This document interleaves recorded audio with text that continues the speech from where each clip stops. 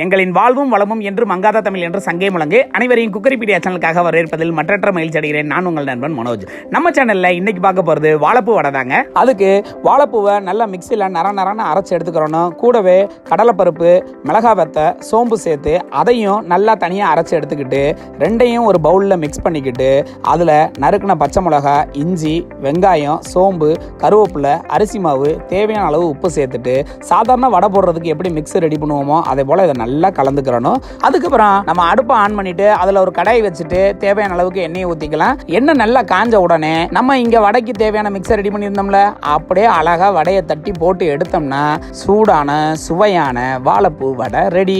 வாழைப்பூ வடையை பண்ணும்போது எப்பொழுதுமே ஹை ஃப்ளேம்ல வச்சு பண்ணிடக்கூடாது. ஏன்னா வாழைப்பூவோட வெளிப்பக்கம் ஃபுல்லா நல்லா வெந்துடும், ஆனா உள்பக்கம் வேகவே வேகாது. எப்பொழுதுமே அடுப்பை லோ ஃப்ளேம்ல வச்சு தான் பண்ணணும். ஸோ இந்த மாதிரி வீடியோக்கள் நீங்க பார்க்கணும்னா மறக்காம குக்கரிபீடியா சேனலை சப்ஸ்கிரைப் பண்ணுங்க.